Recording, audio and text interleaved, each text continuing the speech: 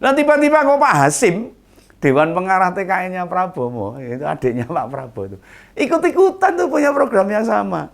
Melu-melu, ini masyarakat harus paham loh ini. Sing pinter, sing cerdas itu siapa harus paham. Nanti di debat terakhir Pilpres, saat disebut Pak Ganjar program itu, Prabowo bilang setuju, pasti gitu. Aduh, yang ginian kok mau jadi presiden kok copy paste, ikut-ikutan.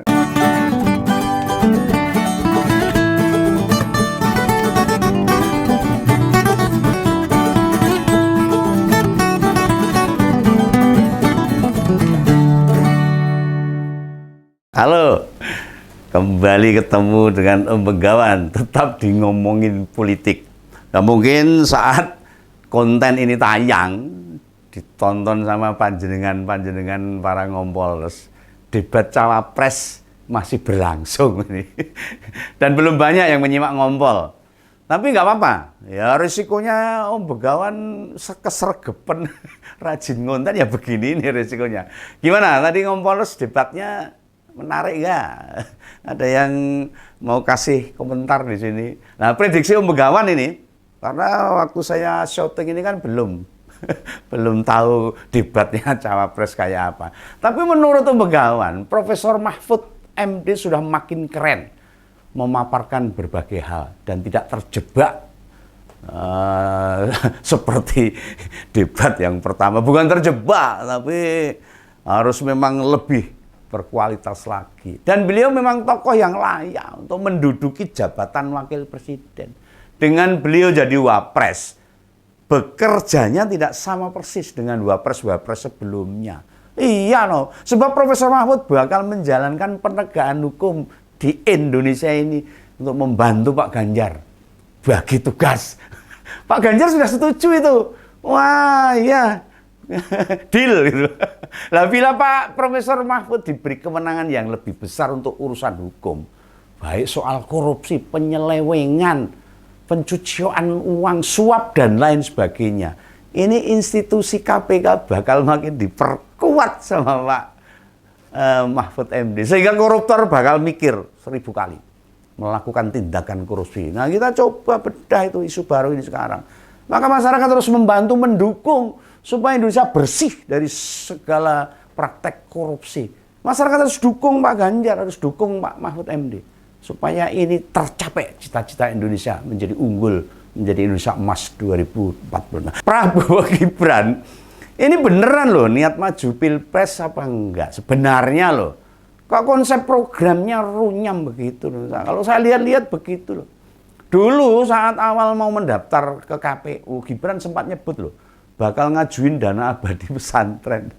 Dan ternyata ini program itu sudah dijalankan bapaknya sampai sekarang, dan kotanya dia memimpin itu di Surakarta, wes melaku.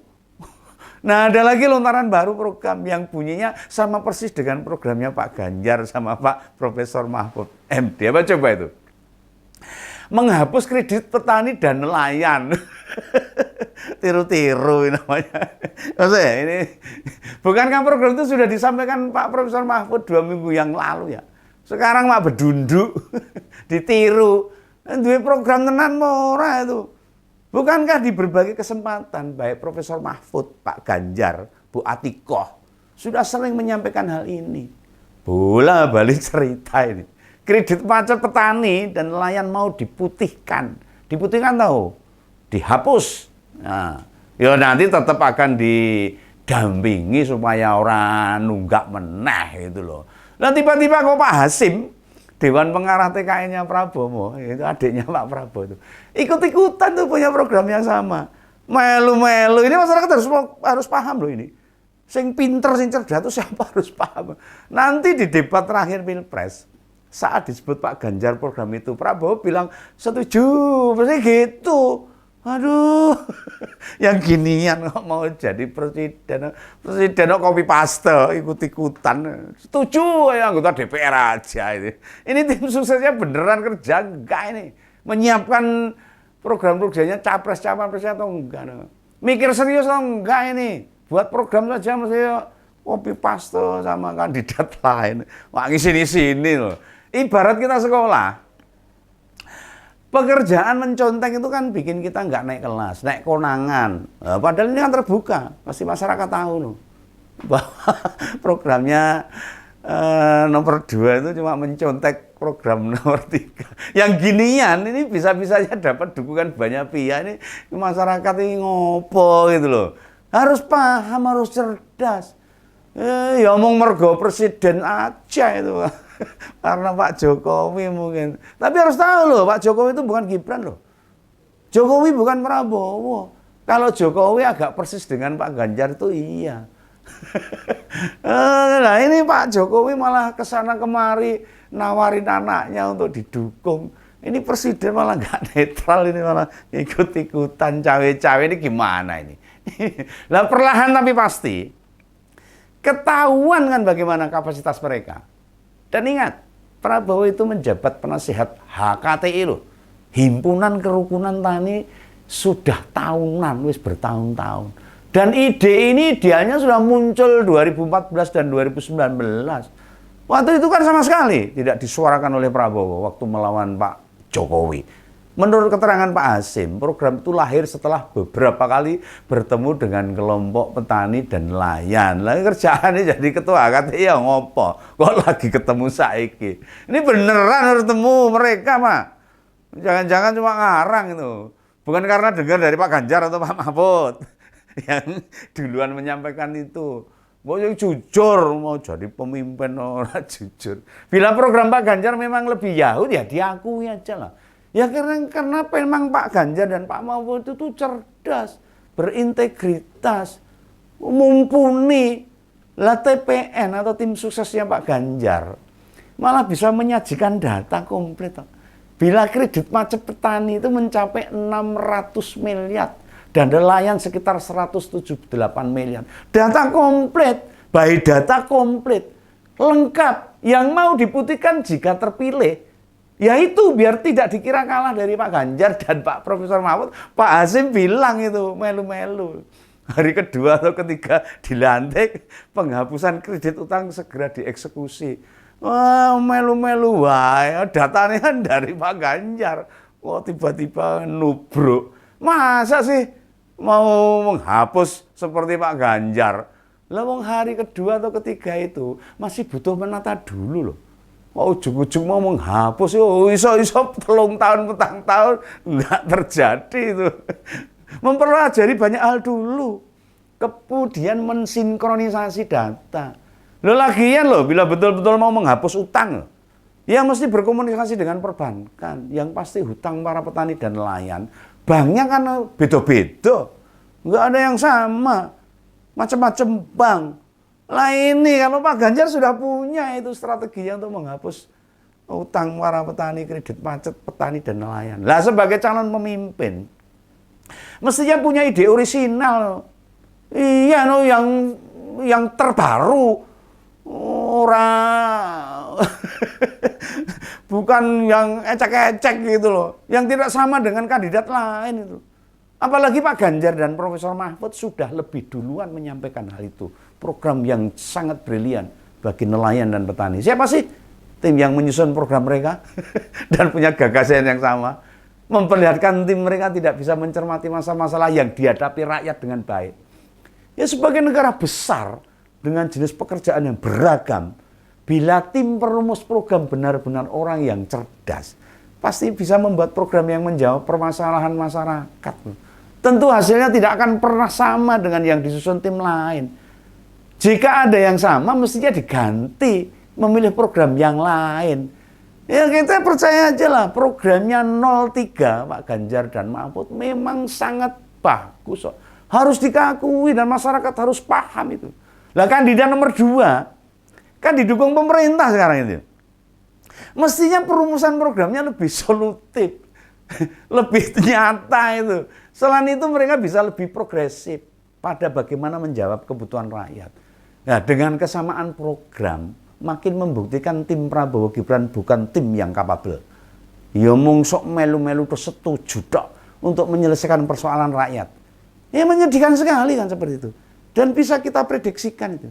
Indonesia ya bisa mundur lagi seperti sebelum Jokowi jadi presiden.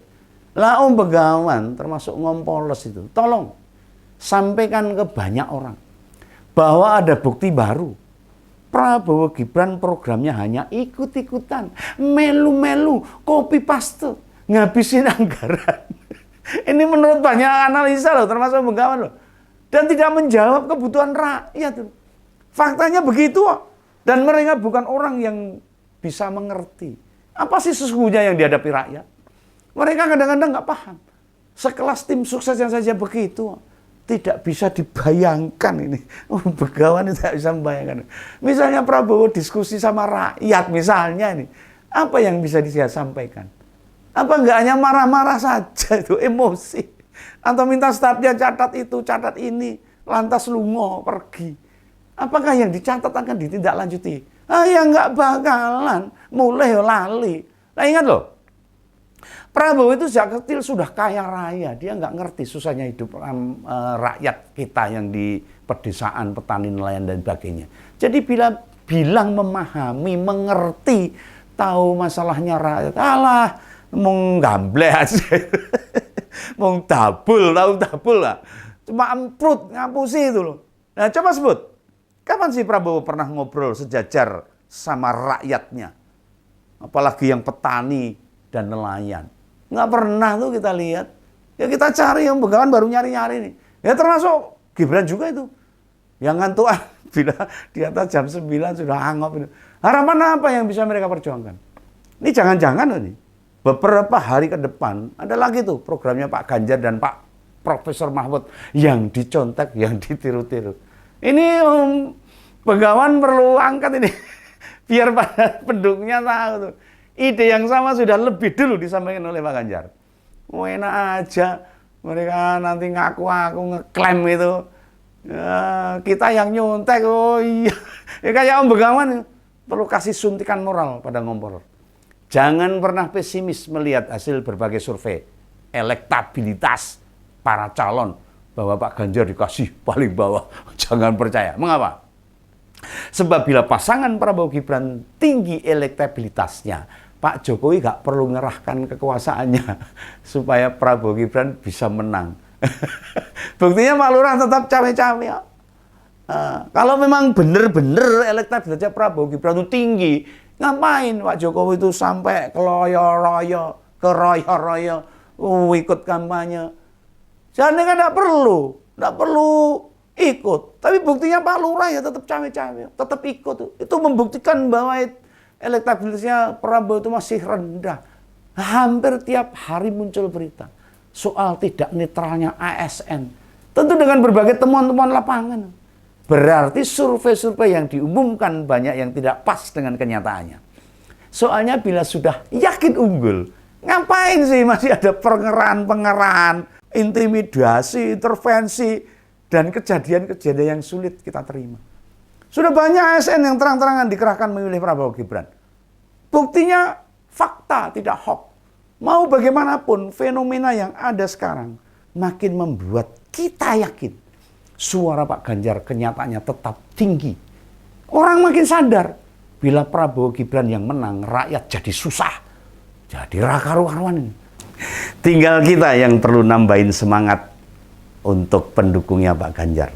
Supaya tidak kena lelah meyakinkan banyak orang bahwa Pak Ganjar dan Pak Profesor Mahfud MD lah orang yang tepat menggantikan dan meneruskan Pak Jokowi. Ini menurut Om Begawan dan analisa pendapat Om Begawan dalam Ngopini Politik Ngompol. Sampai jumpa, salam Begawan. Dadah.